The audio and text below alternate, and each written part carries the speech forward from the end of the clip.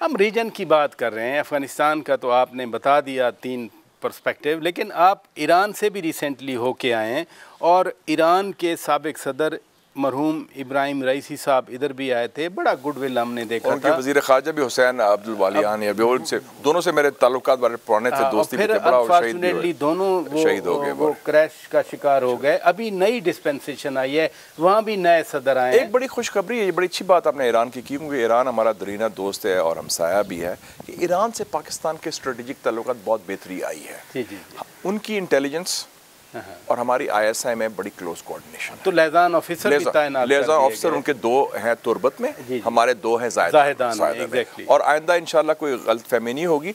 और ये ईरान में जो इलेक्शन रिजल्ट आया ये बड़ा मुस्बत आया है। अच्छा। और डॉक्टर मसूद पेज़ेश्कियान जो साबिक हेल्थ मिनिस्टर हैं और जो हमारे दोस्त हैं उनके कैंपेन मैनेजर थे जवाद ज़रीफ साहब जो वज़ीर ख़ारजा, बड़े दबंग दानिश्वर बड़े ईरान की जो सारा, तो वो उन्होंने कहा पहली प्रायोरिटी हमारी है हमसायों के साथ ताल्लुकात बहाल करनी। तो मेरे ख्याल में एक ये भी हमें नादर मौका है, पाइपलाइन भी बनाएं और अरा करें। और ईरान और हमारे बड़े मुश्तरका मफादात भी हैं।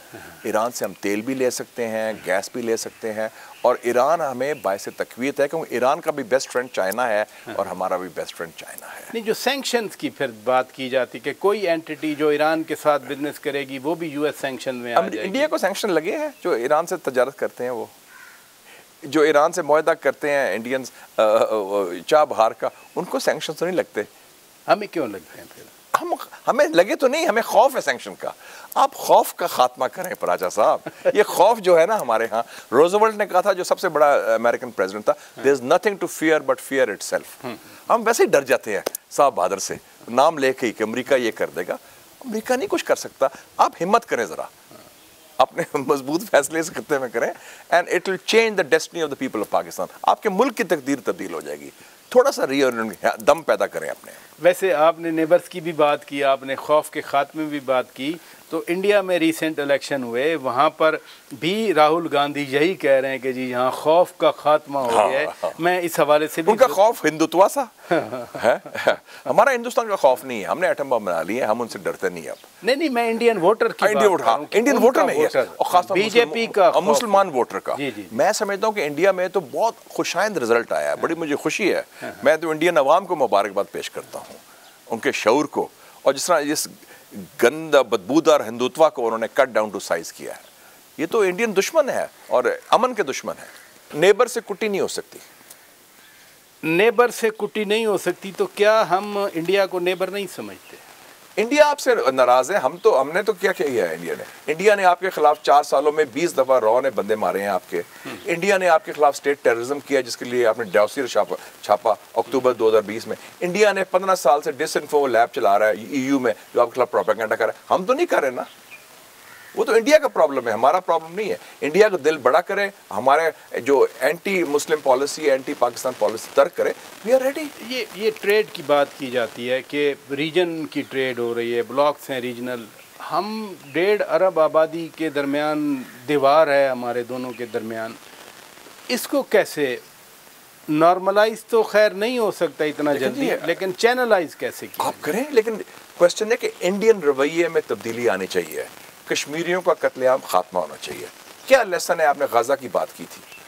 गजा में जो कत्लेआम हो रहा है कि जब तक मसले, मसाइल, डिस्प्यूट्स, तारीखी कॉन्फ्लिक्ट्स, चाहे फ़लस्तीन हो, कश्मीर हो, आप हल नहीं करेंगे, पायदार अमन और सलामती कायम नहीं होगा। 7 अक्टूबर तूफान अलक्सा आता है और कमाल कर दिया फ़लस्तीनी मुजाहिदीन ने। उससे पहले क्या था? 20 सितंबर को मोदी ने अनाउंस किया दिल्ली में G20 समिट में बाइडेन के साथ, India Middle East European Union economic corridor, ठीक है जी, IMEC, to counter CPEC and counter BRI। Exactly. उसके बाद 22 सितंबर को नेतन्याहू जो बिगेस्ट वॉर क्रिमिनल है, इजराइल का वजीर आजम, उसने अनाउंस किया UN security council, UN general assembly में the new Middle East map तैयार किया। जी, ठीक है। फ़लस्तीन का जिक्र ही कोई नहीं था। और उससे पहले 29 सितंबर को जेक सलिवन जो है अमेरिका का नेशनल सिक्योरिटी एडवाइजर बाइडेन का, उसने इंटरव्यू दिया और आर्टिकल लिखा कि मशरक़ी वस्ता में इतना पुरसुकून और अमन कभी नहीं हुआ जब आइसबर्ग मौजूद है। 1 हफ्ते के बाद पूरी काया पलट दी गई, सिचुएशन चेंज होगी।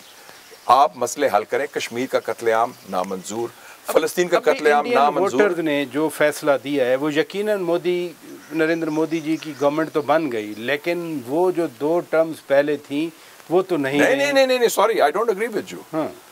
हमने तो मुबारकबाद दी मोदी जी को, बड़े खलूस के साथ आप इलेक्शन जीते हैं, इलेक्शन हारा है वो, अब क्या बात करते हैं? 303 सीटें से 240 सीटें हो गई। यही तो इंडियन वोटर का फैसला आपके मैं मुबारकबाद देता हूं इंडियन वोटर को, कमाल कर दिया, हमारे लिए बड़ी अच्छी बात है। Modi has been cut down to size, यही तो मैं आपके सामने और वो एक कमजोर मोदी, एक छोटे कद वाला मोदी, एक ड्राई क्लीन मोदी जो अब चंद्रबाबू नायडू और वो नीतीश कुमार के क्रचेस पर है, जैसे ये मौजूदा हुकूमत पीपल्स पार्टी के क्रचेस पर है। मोदी की फूफा खत्म हो गई है, ये मोदी का लास्ट टेन्योर है, next prime minister Rahul Gandhi है, बी वेरी क्लियर। तो हमारे लिए बड़ा फायदा है। क्या इस वक्त हमारे लिए क्या फायदा है? हमारे लिए फायदा है कि पाकिस्तान को स्ट्रेटेजिक स्पेस मिल गई है। अच्छा, अफगान 42 साल के बाद अफगान जंग खत्म हुई है, ठीक है, ईरान सऊदी सुलह हुई है, ईरान सऊदी प्रॉक्सी वॉर खत्म हो गई है, सीपैक बहाल हो रहा है, रीजनल कनेक्टिविटी हो रही है, और मोदी जो इस इलाके का सबसे बड़ा जो बुली बॉय था, he has been cut down to size. वो उस किस्म की पाकिस्तान दुश्मन पॉलिसी नहीं इख्तियार कर सकता। We have strategic space. आप अपने मामला ठीक करें, हीलिंग टच दें, दस्ते शफा दें, मामले सबको शामिल करें और आगे बढ़ें। So we have a historic opportunity. बहुत अच्छी बात की आपने, राहुल गांधी की बात की, इंडियन पार्लियामेंट में भी हजूर सल्लल्लाहु अलैहि वसल्लम के नाम पे पीस बी अपान उन्होंने कहा, और ये तो बहुत तब्दीली आ गई है, तब्दीली हर जगह एक एंटी एस्टेब्लिशमेंट वेव आई है, बी वेरी क्लियर।